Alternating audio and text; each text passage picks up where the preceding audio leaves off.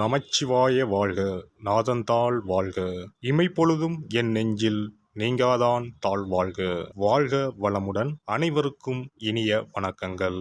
நிகழும் ஸ்ரீ மங்களகரமான குரோதி ஆண்டு ஏப்ரல் மாதம் 14ஆம் தேதி ஞாயிற்றுக்கிழமை அன்று சஷ்டி திதியில் திருவாதிரை நட்சத்திரத்தில் அதிகண்டம் நாமயோகத்தில் தைதுளம் கரணத்தினில் மிதுன ராசியில் சித்தயோகம் கூடிய நன்னாளில் இந்த மகத்தான சித்திரை தமிழ் வருட புத்தாண்டு பிறக்கிறது.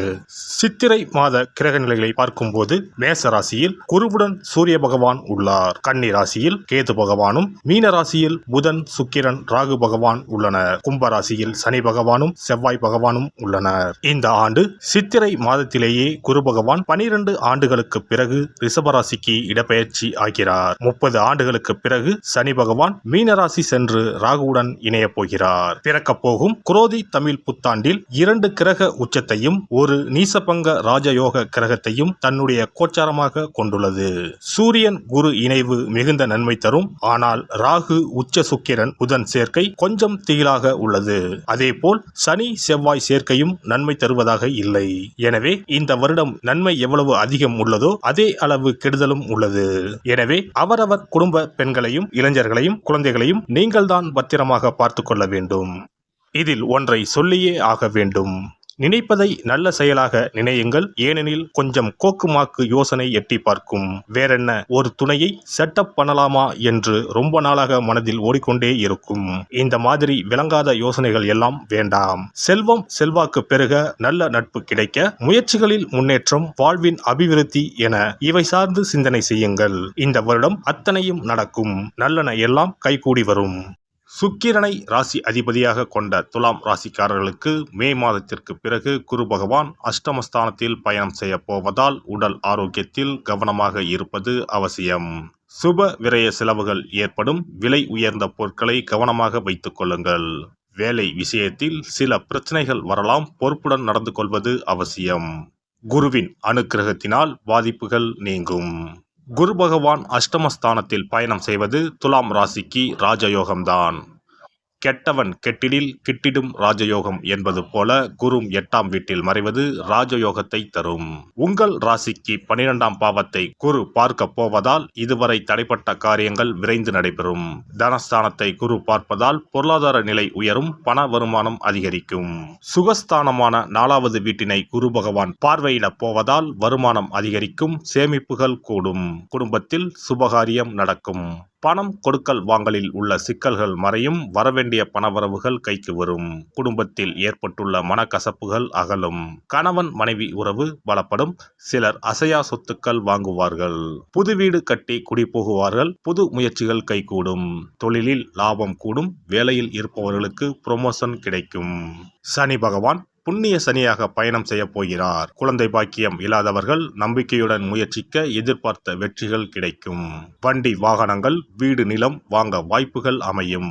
தடைபட்டு வந்த சுபகாரியங்கள் இனிதே நடக்கும். பணவரவு அதிகரிக்கும். குடும்பத்தில் உற்சாகம் அதிகரிக்கும். புண்ணிய சனி காலம் என்பதால் பிள்ளைகள் ஆரோக்கியத்தில் அக்கறை காட்டுவது அவசியம். குரோதி ஆண்டின் இறுதியில் சனி பகவான் 6ஆம் வீட்டிற்கு வந்து அமரப்போகிறார். 6ஆம் வீட்டில் உள்ள ராகுவுடன் சனி பயணம் செய்யும் காலத்தில் எதிரிகள் தொல்லை நீங்கும். பல வழிகளிலும் பணம் வரும். விபரீத ராஜயோகம் கிடைக்கப் போகிறது. கோடி கோடியாக செல்வம் வீடு தேடி வரும். குரோதி ஆண்டு முழுவதும் ராகு பகவான் உங்கள் ராசிக்கு 6ஆம் வீட்டிலும் கேது பகவான் 12ஆம் வீடான விரயஸ்தானத்திலும் பயணம் செய்ய போகிறார். கடன்கள் அடைபடும். தீராத நோய்கள் தீரும். படித்து முடித்து வேலை தேடுபவர்களுக்கு குரோதி ஆண்டில் கை நிறைய சம்பளத்தில் நல்ல வேலை அமையும். பதவி உயர்வும் கிடைக்கும். வருமானம் அதிகரிக்கும். வீடு மனை வாங்கும் யோகம் கைகூடி வரும். உங்களில் நீண்ட நாள் கடன்கள் அடைபடும். வெளிநாடு செல்லும் யோகம் கைகூடி வரப்போகிறது. நினைத்த காரியங்கள் அனைத்தும் நிறைவேற்றும் ஆண்டாக குரோதி ஆண்டு அமைந்துள்ளது. செவ்வாய் சனி சேர்க்கைக்கு வெள்ளிக்கிழமை அன்று வெண்தாமரை பூமாலை கொண்டு தேன் கலந்த பேரிச்சம்பழம் மற்றும் அகல் விளக்கில் சிகப்பு நிற துணியில் 24 மிளகை மூட்டை கட்டி தேங்காய் எண்ணெய் ஊற்றி சிகப்பு திரி போட்டு தீபம் ஏற்றி வணங்கி வழிபடவும். சிறப்பு பரிகாரம். செவ்வாய் தோஷம் நீங்க செய்ய வேண்டிய பரிகாரங்கள் என்னென்ன, வழிபட வேண்டிய தெய்வம் யார் என்பதனை பற்றி காண்போம். நவ கிரகங்களில் சூரியனுக்கு அடுத்தபடியாக செயல் ஆற்றல் உள்ள கிரகம் செவ்வாய். ஆளுமை திறன், ஆற்றல், வீரம், அதிகாரம் செய்தல், வளைந்து கொடுக்காத தன்மை, தர்மம், நீதி, நேர்மை, நியாயம் போன்ற அம்சங்கள் கொண்ட கிரகம் செவ்வாய். செவ்வாய் பலமாக இருந்து நல்ல ஆதிபத்தியம் பெற்று அவரது தசை நடக்குமானால் சகோதர சகோதரிகள் மூலம் பெரும் அனுகூலம் ஏற்படும். பெரிய பதவிகளில் உள்ளவர்கள், தொழில் அதிபர்களின் தொடர்பு கிடைத்து அதன் மூலம் முன்னேற்றம் உண்டாகும்.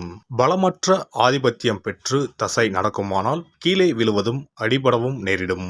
வாகன விபத்துக்களை சந்திக்க நேரிடும். இரத்த காயங்கள், வெட்டுக்காயங்கள், இரத்த சம்பந்தமான நோய், சித்தப்பிரமை, தலையில் அடிபடுதல் போன்றவற்றை ஏற்படுத்துவார் செவ்வாய் பகவான். வீண் வழக்குகள், சண்டை சச்சரவுகள், மறைமுக நேர்முக எதிரிகள், பொருள் களவு போகுதல், செய்தொழில் வியாபாரத்தில் திடீரென்று பெருத்த நஷ்டம், அரசாங்க கெடுபிடி, பதவி இறக்கம், மறைந்து வாழும் சூழ்நிலை என்று பலவகை இன்னல்களை உருவாக்குவார். செவ்வாய் முதலான தோஷங்கள் அனைத்தும் நீங்க அவரின் அருளை முழுவதும் பெற செவ்வாய்க்குரிய அதிதேவதையான முருகனை வழிபடுவதும், கோதுமை ரொட்டி, வெள்ளை எள் கலந்த இனிப்பு பலகாரங்கள், துவரை போன்றவற்றை ஏழைகளுக்கு தானம் கொடுப்பதும் நல்லது.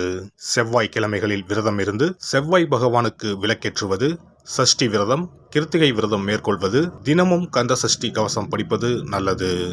மேலும் செவ்வாய்க்குரிய கல்லான பவளக்கல்லை மோதிரத்தில் பதித்து அணிவது, சிவப்பு நிற ஆடையை அணிந்து கொள்வது, செப்பு பாத்திரங்களை உபயோகிப்பது போன்றவற்றால் செவ்வாயால் உண்டாகக்கூடிய தோஷங்கள் குறையும். செவ்வாய் பகவானுக்கு செய்யும் பரிகாரங்கள் அனைத்தும் முருகனுக்கு உகந்தது என்பதால் முருகனின் திருவருளும் கிட்டும். திருமண வாழ்க்கையில் செவ்வாய் பகவானுக்கு முக்கிய பங்கு உண்டு. திருமணத்துக்கு வரன் பார்க்கும்போது பிள்ளைக்கோ அல்லது பெண்ணுக்கோ செவ்வாய் தோஷம் இருக்கிறதா என்றுதான் முதலில் கேட்பார்கள். அந்த அளவுக்கு செவ்வாய் தோஷம் மிகவும் முக்கியமானதாக பார்க்கப்படுகிறது. ஒருவரின் ஜனன ஜாதகத்தில் லக்னம், சந்திரன், சுக்கிரன் ஆகியோருக்கும் செவ்வாய் இருக்கும் இடத்திற்கும் உள்ள தொடர்பை கொண்டுதான் செவ்வாய் தோஷம் ஒருவரின் ஜாதகத்தில் எந்த அளவுக்கு வலிமையாக இருக்கிறது என்பதை கணிக்க முடியும். செவ்வாய் தோஷம் இருக்கிறது என்றால் நம்பிக்கையோடு மிக எளிய பரிகாரங்களை செய்வதன் மூலம் தோஷ நிவர்த்தி பெறலாம். செவ்வாய் தோஷம் என்பது திருமண தடையை ஏற்படுத்துவது மட்டுமல்லாமல் மேலும் பல இடையூறுகளையும் ஏற்படுத்தும். எனவே செவ்வாய் பகவானை செவ்வாய் தோறும் செவ்வாய் ஹோரையில் வழிபடுவதும், செவ்வாய்க்குரிய கடவுளான முருகப்பெருமானை 9 நெய் தீபம் ஏற்றி வழிபடுவதும் செவ்வாய் தோஷத்தினால் ஏற்படக்கூடிய அசுப பலன்களின் தாக்கத்தை பெரிதும் குறைக்கும் என்பது ஐதீகம். செவ்வாய் தோஷம் ஒருவருக்கு இருந்து ஒருவருக்கு இல்லை என்றால் திருமணம் செய்யக்கூடாது என்பது சாஸ்திரம். இருவருக்கும் இந்த தோஷம் இருந்தால் திருமணம் செய்து வைக்கலாம் என்று சிலர் சொல்வார்கள். ஆனால் பொதுவாக தோஷம் ஒருவருக்கு இருந்தாலும் சரி அல்லது இருவருக்குமே இருந்தாலும் சரி, தக்க ஜோதிடர்களை ஆலோசித்து முறைப்படி பரிகாரங்கள் செய்வதுதான் சரி. செவ்வாய் தோஷத்தால் திருமண தடை உள்ளவர்கள் வைத்தீஸ்வரன் கோவிலுக்கு வந்து அரச மரத்தடி விநாயகர் ஆதி வைத்தியநாதரை வழிபட்டு ஆலமரத்தை சுற்றி வர வேண்டும். வைத்தியநாத சுவாமி, தையல்நாயகி அம்மன், செவ்வாய்க்கு அதிதேவதையான முருகப்பெருமானை வழிபட வேண்டும்.